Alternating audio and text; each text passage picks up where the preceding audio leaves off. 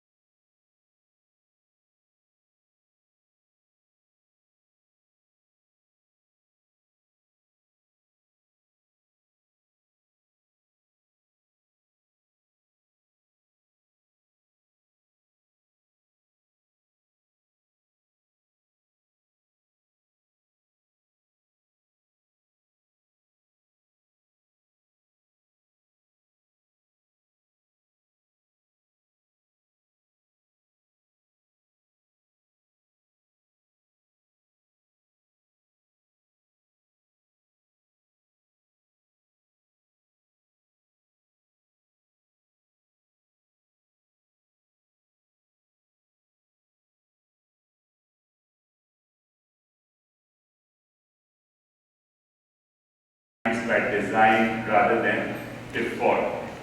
So with that in mind, we said, okay, what can we do? So the first thing we thought was, let's talk to people, and we went to a whole group of people to ask for their advice. And at the end of the day, we found the solutions to be very simple. We were asked to go back to the Quran and Sunnah, because 1400 years ago, the similar situation was faced by Prophet ﷺ when he started his dawah with the Quraysh. And in that attempt to understand, he used a message to help his people change their minds. And this program is actually about using the same message to changing the minds of our people. We have done maybe more than 100 such programs back home in Pakistan. But over the last 4 years, we have done more than 100 programs in America in different states. I think if you give us a minute, we should be getting connected. Okay.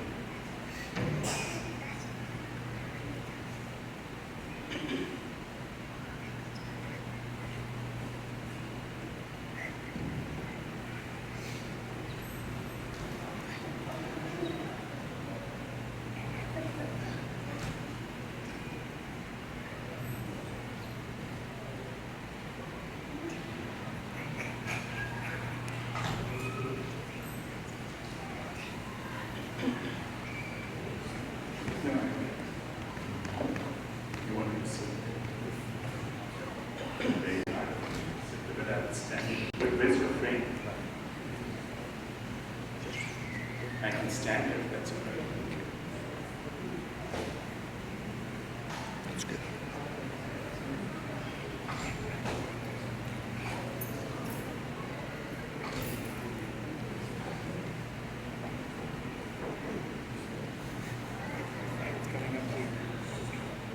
Can you get it on this one?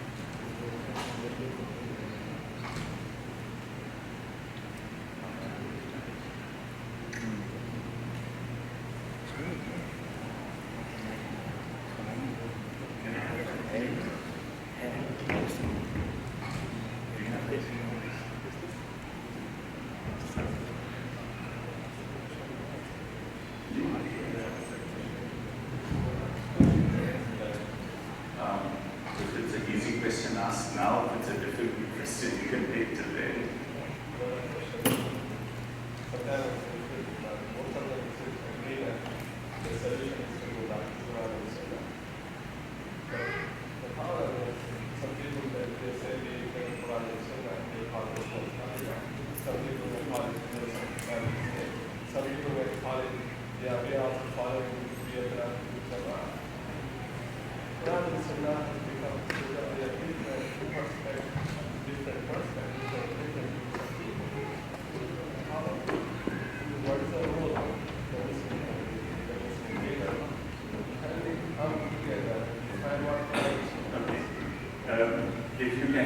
this question to the end. I think this will answer your question. So, basically, why this program? When you compare individuals, families, communities, countries, and Ummah, people talk about wealth, people talk about resources, people talk about policies, procedures, systems. But actually, at the end of the day, it's individuals who make the difference. The wealth of an organization, an individual, a family depends upon the quality of its people, the intellectual capital, the ability to think and do research to solve your own problems. The intellectual capital depends upon the quality and quantity of beautiful minds. So one of the key things which needs to be done is to invest and nurture our people. And this program is an effort to do that. The purpose of this program is to emphasize the importance and urgency of building beautiful minds in our homes, because that's where the building of a beautiful mind starts, in our masajid, in our schools, in our colleges, universities, and workplaces. So, what is building beautiful minds all about? If you look at individuals as people, each and every one of us, we have been blessed by tremendous resources. Allah subhanahu wa ta'ala has blessed us with tremendous resources to succeed in life. Whether we are born in palatial houses or in huts, it doesn't matter, the resources are there. But at the end of the day, what Allah subhanahu wa ta'ala expects from us is that how do we convert these resources into results? What do we do with the resources we have? And in order to make this conversion, He has blessed us with something extremely beautiful, elegant, and that's called the mind. If we use this mind with hikmah, and Quran uses this word specifically, hikmah, then people tend to become gardeners. They use minimum resources to produce tremendous, beautiful, magnificent results. But when you don't have hikmah, then people tend to become parasites or woodcutters. And they use massive resources, whether it's family, community, nation, or ummah, to produce negative results. So once we understood this, we said, okay, if you look at each and every country where there's a flashpoint, you will find that the woodcutters and parasites have taken over. And like my brother was saying, that these woodcutters and parasites, they're so smart, they use the Quran and the Sunnah to achieve their own ends. So our question was, what do we do about it? So the first thing we said was we have to understand them before we can even treat the problem that we are facing. And what we understood is that you cannot look at a person and decide whether I am a woodcutter or a parasite. It is how I think. So what we did was we started thought mapping what we were seeing. One of the first things we understood is that a gardener is basically in any situation, whether it's with family, with friends, he is always or she is always thinking about giving back. While a woodcutter, on the other hand, in every situation, whether it's family, friends, or business, they are always thinking about what can I take away from others. Where is this coming from? It actually comes from the Niyyah. The gardener has the Niyyah of khair, and because of this Niyyah of khair, the giving is not just once during Ramadan, the 30 days, but it's 24/7, 365 days a year. So he or she does giving with commitment and responsibility. They seek out opportunity to give, to share, and give. They are generous, they are courageous, they stand for what is right. They also are willing to share what they have. While a woodcutter, the problem is coming from the Niyyah of shar. And with this Niyyah of shar, when he or she is taking, then they do not take once a year or twice a week. They do it with commitment and responsibility 24/7, 365 days a year. So our question was, where is all this coming from? Basically, if you look at a child, the first day of a child, the child takes everything unconditionally. They cannot give you anything in return, but they expect you to take care of them, to shower them, to bathe them, to feed them. And over a period of time, this child is told that this is your school, this is your utensils, this is your clothes, this are your shoes, and then he says, okay, this is my report card, this is my job, this is the money that I have made, my salary, my paycheck. And over a period of time, the child starts, this person grows up and says, this is my spouse, this is my house, this is my property, this is my investment. Most of us, we forget the last day of our lives. And on that day, Allah subhanahu wa ta'ala does something which is very powerful. He takes away everything unconditionally. We are supposed to give up everything. Now, in between, there are two schools of thought. The paradigm of a woodcutter or parasite is that he or she learns to take as much as they can, give as little as they can, and this is what they call profit. And they accumulate this profit, and this is what is defined as success. So success for a woodcutter is, how much do I have? While in the life of a gardener, they learn to share and give everything unconditionally. Now, this is such a powerful paradigm that if you read the Quran and the Sunnah, the Prophet ﷺ used to practice this throughout his life. And if you read this beautiful ayah in the Quran, in which Allah subhanahu wa ta'ala asked Prophet ﷺ to say, قُلْ إِنَّ صَلَاتِي وَنُسُكِي وَمَحْيَايَ وَمَمَاتِي لِلَّهِ رَبِّ الْعَالَمِينَ. And the translation is, tell them that all my salah, all my ibadah, my sacrifice, my life and my death are only for Allah subhanahu wa ta'ala.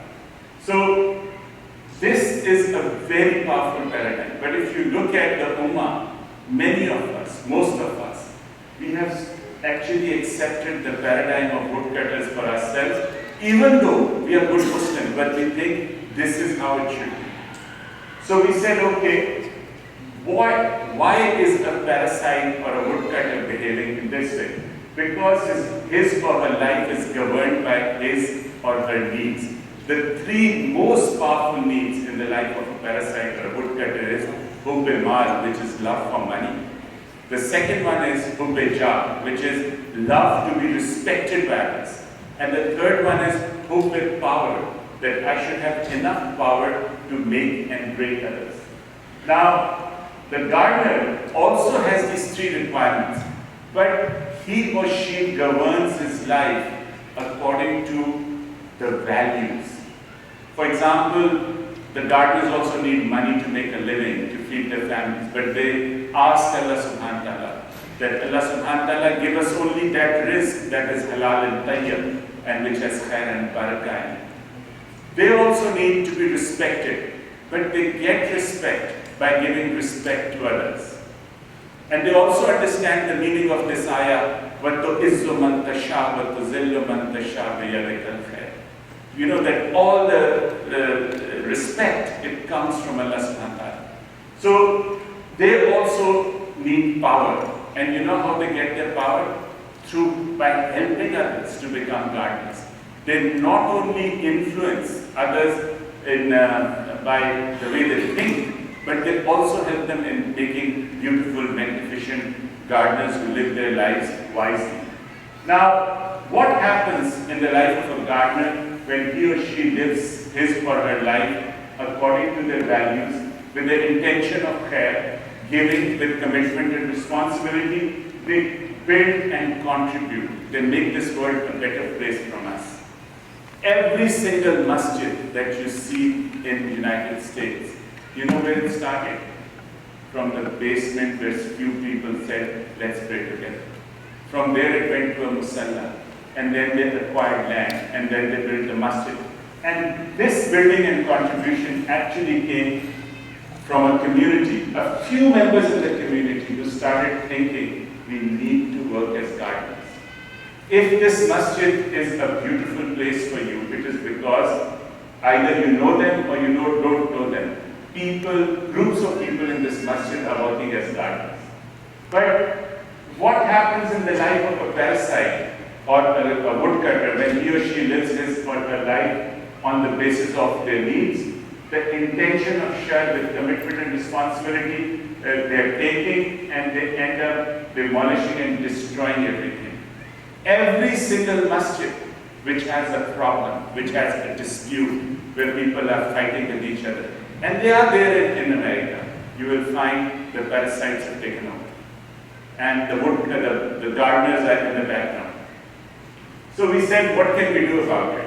One of the first things which I asked myself was, okay, who are you, a gardener or a woodcutter? And you know what I found? With a lot of humility, I am sharing this with you, I found that I was a woodcutter who pretended to be a gardener. And once I understood what I was, my biggest challenge was to change myself. It took me many years. The fight is still going on. Often the woodcutter comes out and says, what do I take?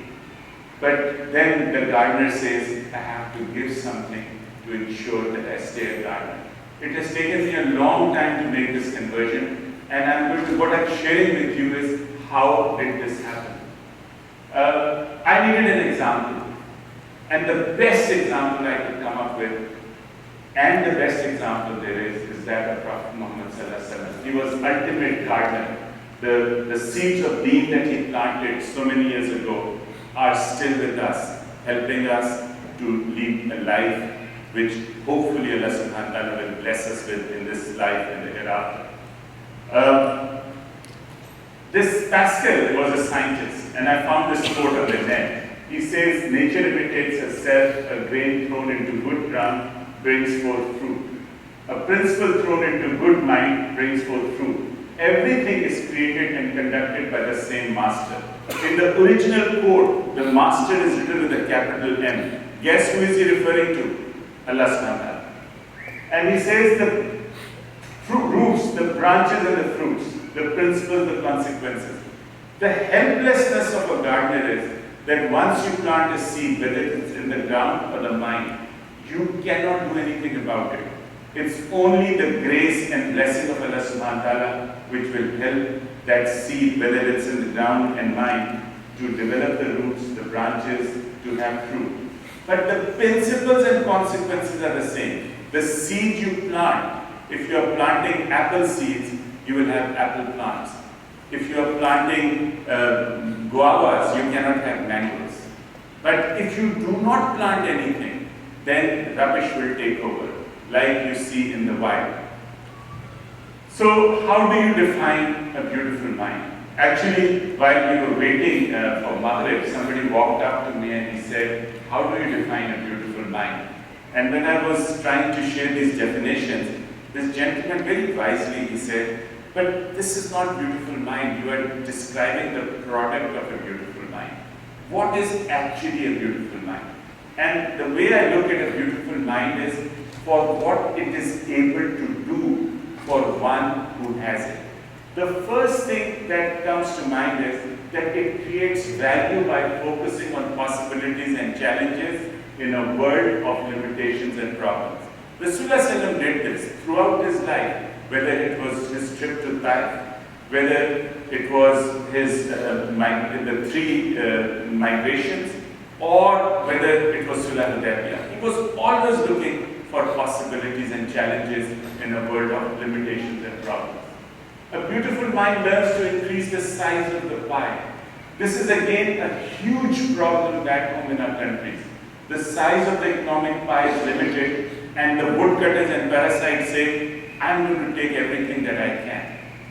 And there are very few people who have learned the art of increasing the size of the pie. That is what a beautiful mind does. Whether in America or back home, they learn how to increase the size of the pie. A beautiful mind makes what seems impossible possible and difficult easy. When everybody says it can't be done, and in the first 13 years of in Makkah, Rasulullah, the Quraysh said what Prophet is saying, it can't be done. And look what happened. Everything changed. Everything started flowering, especially after his migration to Medina. A beautiful mind, and this is the key, enables ordinary people to see the big picture to produce extraordinary results. One of the biggest questions which I fight with every day in my life is, if you look at the Sahaba Karam and Rasulullah in his time in Medina, their number was basically 200 to 500 people who used to live in Medina. The others were just who had met Rasulullah maybe once or at the time of Hajjul Wida, and they said we are Sahaba Kiram. But his true companions, the people who were actually responsible for the propagation of Islam, were basically from anywhere from 250 to 500 Sahaba who used to live around Medina. Now, they changed the course of history. But now the Ummah is in billions. And wherever the Ummah is, they have problems. Why? If you had asked any of the Sahaba Kiram, who do you work for? The simplest answer would be, regardless, there were three professions, major professions of that time. There were shepherds, farmers, and traders. There were no doctors, there were no engineers, no IT specialists, no teachers like myself. They would say, we work for Allah subhanahu wa ta'ala. And if you ask them, what do you do? Oh, we heard a message. Our job is to pass it on. It was as simple as that. Whether you were a farmer, shepherd, or trader, it didn't matter. But you worked for Allah subhanahu wa ta'ala, and your job was to pass the message. If you ask me who I'm working for right now, I would say, oh, I'm working for ICI, I'm working for ILF, I do this, I do this. But very few of us say we work for Allah subhanahu wa ta'ala. And that, and the ability to see the big picture, that this huge universe, the real thing is the message, the recognition of Allah subhanahu wa ta'ala as the creator and our submission to him through the message. So, how are beautiful minds built? Basically, some people have it by default. I know people who are very good by nature. As children, they were very good. And you see them here. I love coming to this masjid because the adhan is normally and usually given by somebody who's 10 or 11 years old, maybe 12 years old. And you know, the same child gives the aqama. You don't see this happening. Normally in the masjids where I go, there's somebody my age who honks the microphone and says, I'm giving the adhan, no children allowed. These children are gifted. You know, they're attracted to the masjid. They call this masjid their second home. So, I was not like that. Let me be very honest. Then there are other people who are even more gifted. They're able to build their own beautiful minds by design. And let me give you an example. I was teaching in New York, and I met this young lady who was a certified chef. And as a certified celebrity chef, she was making something like $80,000. She was married to an IT professional who was making $100,000. They had 7 children. One day, she decided to accept Islam. And the first thing she did was she asked her husband, I've accepted Islam, what are your plans? And he said, well, I am all right the way I am, I'm not going to change. So, you know what she did? She divorced him. So with one divorce, her takeaway dropped from 180,000 to 80,000. And then she looked at her job as a certified chef according to the teachings of Islam. And what she found was that she was designing menus where Coke and wine were being served. And she said, this is not on. She talked to the boss that I don't want to design menus with Coke and wine. So guess what the boss said? Leave the job. And she resigned. So with this second stroke, her salary dropped from 180,000 to 0. With 7 children living in New York, when I met her, this lady was making $18,000 as a teacher's assistant in an Islamic school. Now, I have 2 children studying at that time in Northwestern University. Anyway I looked at it, I couldn't make a budget for 7 children, 1 woman on $18,000 a year living in New York. This woman was actually following the footsteps of Sahaba Kiram. These people, when they accepted the deen, they left their families, their businesses, everything they owned. They were kicked out, and some left it voluntarily. Why? Because they wanted to build their beautiful minds by design to please Allah subhanahu wa ta'ala. I am a born Muslim, but I will never be able to compete with this young woman who changed, transformed her life because of the deen. She is actually the true inheritor of the lessons and the messages of Sahaba. So the greatest people in the world were able to guide others in building beautiful minds by design. If you want to know about them, you just have to read the Quran. Every prophet, their companions, the Salihin mentioned there. And your teachers here, like Imam Ali Khan, maybe Omar Suleiman, they inspire you to build beautiful minds. And they are the ones who actually help the community in building a beautiful mind by design. The big question is, can we build beautiful minds by design in this world which is governed by parasites and woodcutters? Now, towards this end, we said, if yes, then how? So the first thing we did was we wanted to develop a strategy. One of the things we understood is that if you look at this world which we live in, it is divided, and this term was borrowed from computers. 60 years ago, I wouldn't know this terminology. If you look at me and yourself, our bodies are our hardware, the clothes we wear, the laptops, the palm tops, the cars, the houses, our spouses, our children. This is basically the hardware. This masjid is a hardware. The house, the city, United States, the world is hardware. The sun, stars, moon, the galaxy, the universes, the whole universe is hardware. What is the software in this universe? It's our ability to think. Now, if we want to change and improve our situation, what needs to be changed and improved? The software. And this software is so powerful that 1400 years ago, when Prophet ﷺ started his dawah, if you really look at it, what did he ask his companions to change? Their houses, their spouses, their horses. He asked them to change the way you think, the software. And this change in software was so powerful, that in the next 30 to 40 years, the two superpowers of that time, they just melted. They weren't destroyed, they just melted.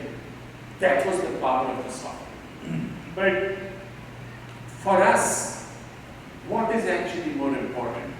And all you have to do is to look at your paycheck and do a budgeting in which you ask yourself, where does my money go? And guess what you will find? 90% of that money, maybe 99% of the money goes in what?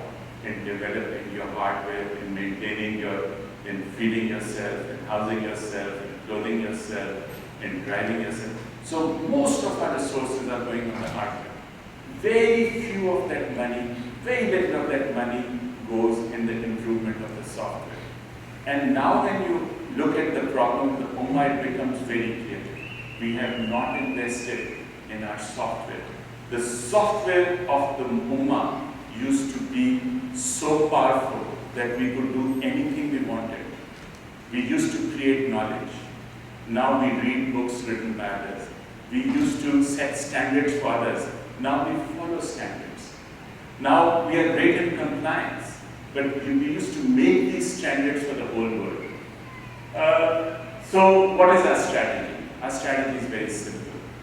You cannot keep on feeding and investing in hardware. We have to develop beautiful minds. We have to facilitate the development of beautiful minds. So towards this end, we said, okay, what do we do? Basically, a mind is the software of the brain. With most people, the mind develops by default. And actually, these numbers, they are not mine. I was teaching in Florida, and a very famous neurologist, a Pakistani neurologist, walked up to me and he gave me this number. So if they're wrong, you have to go to Florida and fight with them. I'm just using them. So he said that for most of us, 10% depends upon our genes and 90% upon the environment we live in. So if you want to understand this, think of it like this. Just imagine that you were a very small child back home, and your parents were extremely pious, 5 times Salah, Zakat, Hajj, Roza, Namaz, everything. And one of your uncle comes from the United States and tell your parents that, listen, give this child to me, I'll take care of him, I'll give him a good education, because in Pakistan, where I come from, everything is on a self-destruct mode. And the parents, not knowing anything about this brother, what he does, they give custody of the child. Now when he comes here, what he has not told his brother or his sister is that he works in Caesar Palace, Las Vegas as a copier. So as a child, I'm exposed to the gambling 24/7. Genetically, I'm very pious. But at the end of the day, the only thing I learn from the environment is what? Gambling. So what will I grow up to be? A very pious gambler. I may be doing my 5 salahs, I may be doing my fasting, I may be reading my Quran, but I will be gambling all the time. This is happening all over the Ummah. You will see people with these spots on the forehead, on their knees, on their ankles, but when you deal with them, you'll find that their dealing is very different from the teaching of Islam. And it's not them, it's the environment which has taught them to be like that. So we said, what can we do? Some people are able to build beautiful minds by design despite their genes and environment. And the most beautiful example is the life of Hazrat Musa alayhi salam. And I'm sure you have read the story hundreds of times in the Quran. But go through it one more time with me. This story is so beautiful. And if you look at his life, Musa alayhi salam, basically genetically, he came from people who had been enslaved by the people of Pharaoh. And on top of that, he was raised in the most corrupt environment in Egypt, the house of Pharaoh. And he should be, according to these numbers, a very weak and corrupt person. But instead, you see this beautiful, magnificent prophet, the most mentioned prophet in the Quran. And my question was, how did this happen? So I asked my teacher and he said, Wallah, Allah subhanahu wa ta'ala, in every environment where we are raised, gives us choices. There is khair and there is shar. And he gives us this choice to pick what we want for ourselves. And in case of Hazrat Musa alayhi salam, my teacher said, as a child, he was exposed to the goodness of Bibi Asya, the wife of Pharaoh. And he said, this is for me. And then when he became a young man, Pharaoh started taking him to the court. And there he was exposed to the arrogance of Pharaoh and at the same time his leadership. And he said, I don't like the arrogance, but he imbibed the leadership. And then when he had to run away, because inadvertently a man accidentally got killed, his future father-in-law said, okay, I will marry one of my daughters to you if you serve me for 8 to 10 years. Now, when he agreed to this deal, he got a tremendous deal. He never realized that the people who will follow him later on, like people like myself, when we agree to marry a girl, we never get this deal to serve our father-in-laws for 8 to 10 years. It's lifetime imprisonment. And very few of us realize that. But from his father-in-law, he learned wisdom. And now when you see Hazrat Musa alayhi salam, what do you see? You see this person who has tremendous goodness, who has leadership, and he has wisdom. So I asked my teacher, I said, that was Musa alayhi salam, a prophet, truly guided by Allah subhanahu wa ta'ala. What about people like myself? And my teacher looked at me and he said, you are so lucky. You don't have to reinvent the wheel. Each and every one of us, we are blessed by 2 gifts. One is the Quran and the Sunnah of Prophet ﷺ. In every house. It is our choice whether we learn from them or we learn from the environment. It's totally our choice. So, what is a beautiful mind? A beautiful mind is discerned. It can tell the difference between right and wrong. And then it is self-starting on the right path.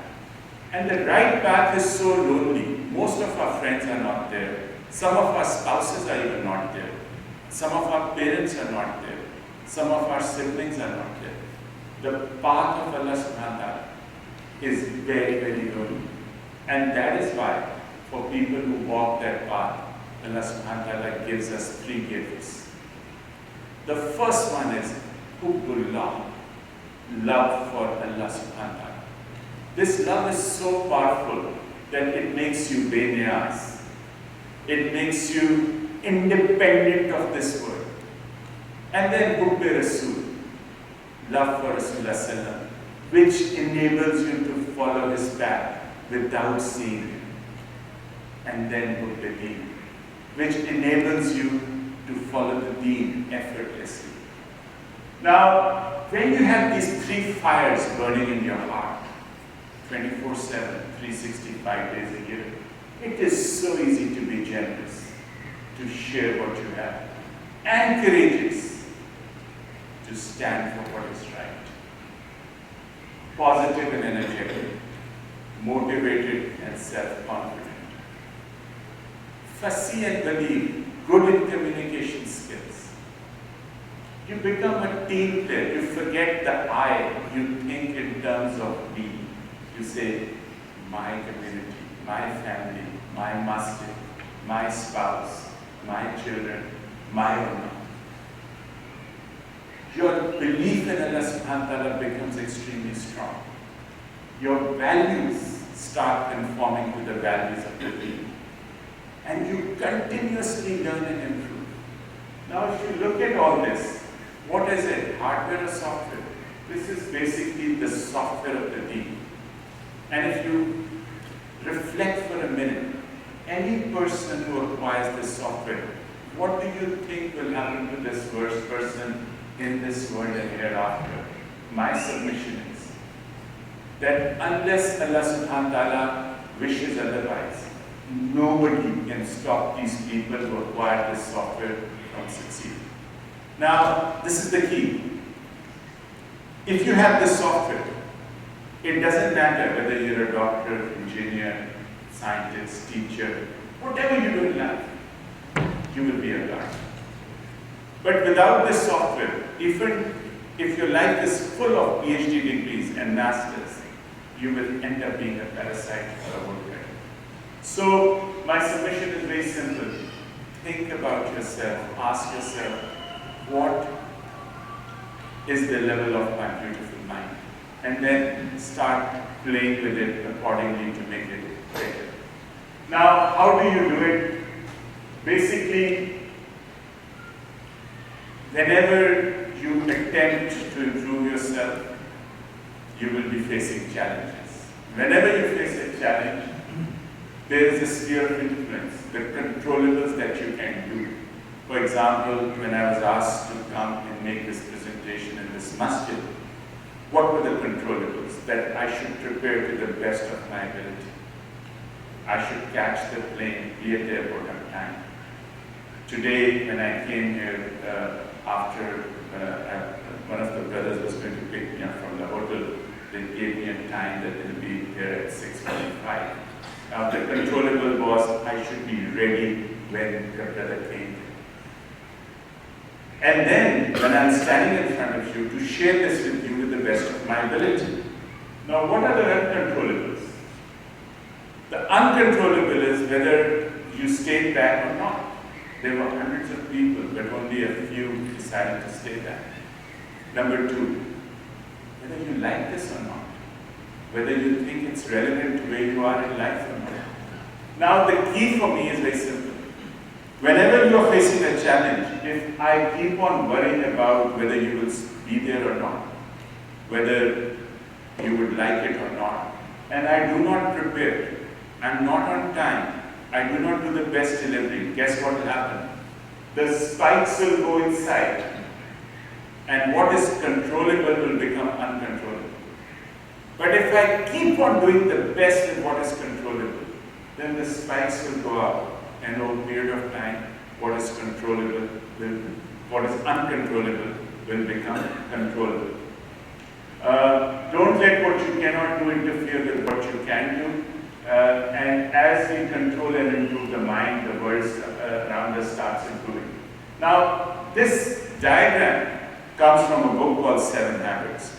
But the understanding comes from the hadith and this beautiful incident when this Sahabi came with his camel to Masjid al-Nabawi, and Prophet ﷺ said, "What did you do with your camel?" He said, "Well, I left it outside." And he said, "You tie it?" He says, "No, I left it so that Allah subhanahu wa ta'ala will take care of the camel." What was the Prophet ﷺ's response? Tie the camel first and then have faith that Allah will take care of it. So Prophet ﷺ himself was asking us to focus on the controllables, and the uncontrollables leave to Allah subhanahu wa ta'ala. Okay, so how do you become a gardener? Now this is what we're going to talk about tomorrow, from 8 to 6, I think. 10 to 6. 10 a.m. to 6 p.m. The curve of excellence. How do people excel? The curve of excellence is very different from the curve of mediocrity. On the curve of mediocrity, the environment decides how you're going to live. But on the curve of excellence, you decide how you're going to live. I mean, if you really want to look at it in terms of a life in America, look at this masjid and people who come here. Most of you are closer to the curve of excellence. Why? You want to pray 5 times a day. You have designed a life in which you allow yourself to be here 5 times a day, or in your house you pray. But for every one of you, I promise you, and I've seen people who are Muslims, who live in the United States of America, who are living on the curve of mediocrity, where they cannot afford to have a living like I and you have. The both husband and wife are working, and they cannot find time to pray 5 times a day. Why? Because the employer won't allow it, or the environment is such they can't do wudu, they don't have a place to pray. The curve of mediocrity, the environment decides how you are going to live. On the curve of excellence, you decide how you're going to live. Now the shan, the beauty of being a Muslim is that as soon as you accept the deen and you develop a beautiful mind, you make a quantum leap from mediocrity to excellence. Now, if you look at the life of Sahaba Kiram, before the first day of the Dawah, each and every of the Sahaba were living off curve of mediocrity. Now what happens when they accepted the deen? They made a huge transition from mediocrity to excellence. Now, I have studied in America for many years, I've forgotten how many. And while studying there, excellence is huge in American literature. And the way they define excellence is through wealth. How wealthy are you? For example, people on the curve of excellence are Warren Buffett, Steve Jobs, Bill Gates, people who have billions and millions of dollars. And because of that wealth, they are able to live the way they wanted to. But in Islam, and this is the beauty, that 2 of the richest Sahaba Kiram was Hazrat Usman bin Affan and Hazrat Abdul Rahman bin Auf. They were rich. For them, it was very easy to follow Islam. But then, what about Zayd bin Haris, who was a slave? How about Hazrat Bilal, who never had anything? They also, when they accepted Islam, they made the quantum leap and they went to the curve of excellence. And they started practicing Islam so much so that Rasulullah said about Hazrat Bilal, "What do you do? I heard your footsteps in Jannah." So the question was, what does Islam do to us that we are able to make this quantum leap? The first thing that Islam teaches us is to develop a vision. Now, if you want to understand the vision of Islam, you have to read the ayahs of the Quran which came in the first 3 years. They were all about 3 things, many things, but the predominant topics were 3. The first thing, Allah subhanahu wa ta'ala is one and He is supreme. Number two, that there is a day of the judgment. And number three, on the day of the judgment, what we have here in this world will be irrelevant. The only thing that will be relevant is what we have sent ahead to Allah subhanahu wa ta'ala. This is the vision of Islam. And then, the focus in Islam is not how much you have, it is on building a beautiful mind. Look at the Sahaba Kiram. How many of them are respected because of they had money? We love and respect them. Why? Because they had deen, they had a beautiful mind.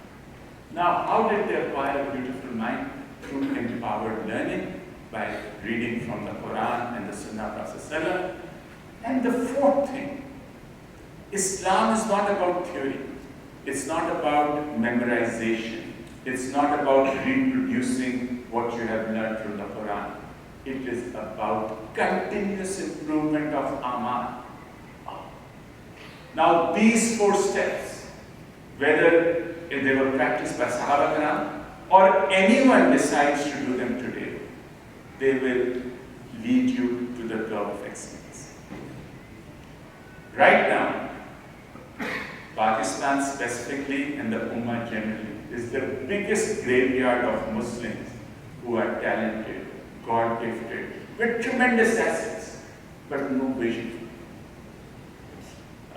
When the vision is not there, when you don't understand the vision of Islam, then you focus on empire building. Then you talk about how many investments you have, how many houses, how many spouses, how many children, properties. You talk about your wealth. And once this wealth goes beyond a critical mass, then there's a disinterest in learning from the Quran and Sunnah. You think you are wise.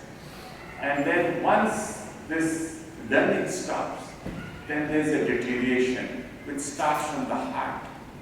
And then it goes to your brain, and it goes to your tongue, and eventually it destroys everything you care for. Now, if you want to understand the significance of these curves, I just narrate with you small incidents in the life of Prophet ﷺ. When Islam was very weak, there were just about 30 to 40 odd people who had accepted it. Rasulullah ﷺ made a dua that there were two Umars. Umar bin Hasham, who was called Abul Hukum, the wisest of the Quraysh, and Umar bin Khattab. He prayed to Allah subhanahu wa ta'ala, please give them hadayah. Please give them, help them in accepting Islam, one of them, so that Islam can become strong. Now the wisest of the Quraysh, he understood the message, but he couldn't bring himself to accept it. And Umar bin Khattab just fell for it. And look at the destiny of these two. Umar bin Hasham was decimated in Badr by two young 11 to 13-year-old young boys. They just went and killed him. And Umar bin Khattab, he became one of the superstars of Islam. I mean, one of those people we look to for guidance. What did he do? How did he behave? How did he guide the Ummah for 10 long years? This is the significance of curve of excellence.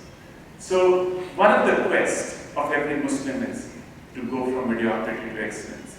And tomorrow we'll actually talk about this, but in a very different way. Both from the perspective of deen and dunya, perspective of this life and hereafter. And if I make mistakes tomorrow, please forgive me. The second, inshallah. So, the second thing is when you move, what time is this now? 5 more minutes. 5 more minutes, okay. So, I'll try and, I don't think I'll be able to finish this. Do we break here so people, if they want to make go through or? Yeah, it is better that you continue. Okay. So, once you move to curve of excellence, what happens to you? Something very powerful and magnificent starts happening. And this is Allah subhanahu wa ta'ala is doing. We all have potential to to do well in life. But this potential, the value of this potential is zero unless we learn to convert it into achievements. Now, for most of the people in the Ummah, if you look at their achievements, they're insignificant. Look at this world. Everywhere you find progress. But when you go to the Muslim, Islamic countries, we are not having any progress, not because we are bad, because we haven't learned how to convert potential into achievements. United States, Canada, Europe, Japan, China, India, Brazil, Russia, they're spending billions of dollars teaching their people how to convert potential into achievements. And in the Islamic world, nobody's even thinking about it. All people are interested in is what do I have in terms of hardware, money, cash, assets. So I asked myself, I'm a teacher, so I said, what can we do about it? And we don't have those billions to invest in the Ummah. And one of my friends, he said, why don't we look what Rasulullah did 1400 years ago to teach the Sahaba to convert the potential into achievements. And this, what I'm going to share with you, is basically coming from Rasulullah's life, what he did for 23 years, teaching his companions to convert their potential into achievement. The first thing he emphasized was acquired knowledge, from cradle to grave. So much insistence on acquiring knowledge was unbelievable. So the question was why? Where I'm standing, and this is what I understand, we all have problems in life. You have problems, I have problems. And the key is, the problem is there because the level of the problem is here and my level of knowledge about that problem is here. Now, as long as this parity is maintained, this problem will follow me to the grave. I will never be able to solve it.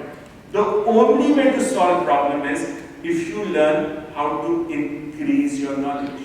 And once you start saying Rabbi Zidni Ilma and you strive to increase your knowledge, Rabbi Zidni Ilma, there will come a time when your level of knowledge will rise above the level of the problem. And guess what will happen to the problem? It will convert into a beautiful, sweet achievement of your life. Something you will look back to and say, you know, Wallahi, I had that problem. I went to that man, I learned, I read that book, I learned, I went there, I learned, I solved that problem. So, knowledge is there for solving problems. And this Ummah has more problems now than it ever had before. Internal problems, external problems, and we need knowledge to solve them. The second thing is attitude. With all the knowledge in the world, if you don't have the right attitude, it destroys. So our most educated people, when they have an attitude of arrogance, they destroy themselves and people around them. And what did Prophet teach us was very powerful. The first 13 years, Islam was a minority and persecuted minority. What happened to Ahmad Muhammad is nothing what happened to the Sahaba Karam. And there Rasulullah taught the attitude of sabr and salah. In the next 10 years, when the Muslims migrated to Medina, Islam prospered. And perhaps the greatest day in his life was the conquest of Makkah. And this is what history records. When he walks into the Kaaba, rather than being proud and using words of arrogance, history records he was bent double with his beard touching the kajaba of his camel. And on his tongues were words of hamd sana and shukr. So what was he telling us? We'll all have good days and bad days. On bad days, do sabr and salah. And on good days, do hamd, sana and shukr. Okay, let's break. We will inshallah finish this with one slide and maybe another 2-3 slides after Isha if you're still interested in it. Jazakallah khair for sitting here. May Allah bless you all and especially the people who are reading this with this kindness and generosity.